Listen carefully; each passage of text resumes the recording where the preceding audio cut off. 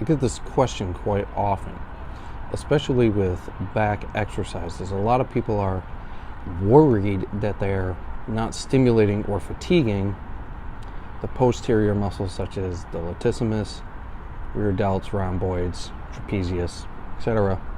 with their pulling movements. And they're worried about this because they're feeling their forearms and their biceps burn out first. There's a reason for this. The reason is, it's very simple. There are more sensory nerves in your forearms, in your biceps, shoulders, and especially in your quadriceps, mostly due to the femoral nerve that runs beneath the quadricep muscles, which results in a lot more sensory nerves in those areas. That's why they burn much more. On the pulling movements, your forearms and your biceps may burn like crazy, especially in the beginning, and it's mostly due to just more sensory nerves in those areas.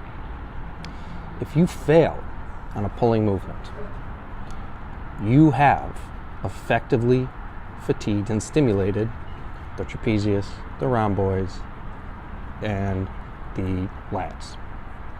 Just because you feel a particular muscle group more does not mean it's even being effectively stimulated. Obviously, in this case, your forearms or biceps are heavily worked in these movements. But in a lot of the cases, people may feel that a muscle group is being more heavily worked and feel that it is a exercise simply for that muscle group. Good example is, a leg press or a squat.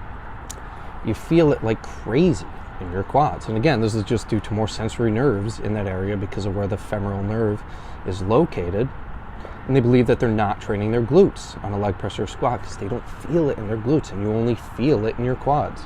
Well, that's not true. The glutes are the prime mover in a leg press and a squat, which means they're responsible for performing the majority of the movement, which is hip extension. Your glutes are heavily involved in a squat or a leg press or any hip extension exercise, regardless of if you feel it or not. The glutes are the prime mover in a leg press and a squat, which means they're responsible for performing the majority of the movement, which is hip extension. Your glutes are heavily involved in a squat or a leg press or any hip extension exercise, regardless of if you feel it or not. And I've got bodybuilders, idiot coaches, unconsciously incompetent personal trainers who are designing exercises based on feel, when feel during an exercise is almost irrelevant.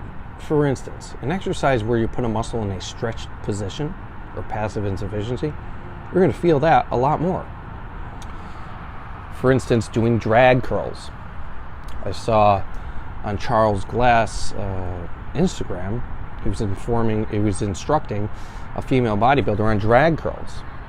There's no reason to do a drag curl, and the only reason you feel it more is because you're putting your biceps in passive insufficiency, in a stretched position.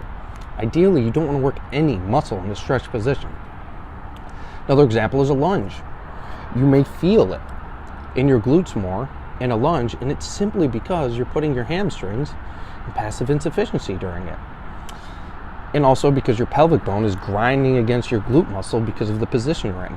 Doesn't mean it's more effective glute exercise.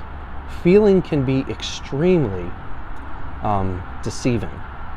So as long as you are doing the movement properly and reaching failure, the prime movers and all the muscles involved in that movement are going to be effectively stimulated. You don't need to do all this bodybuilder moron nonsense.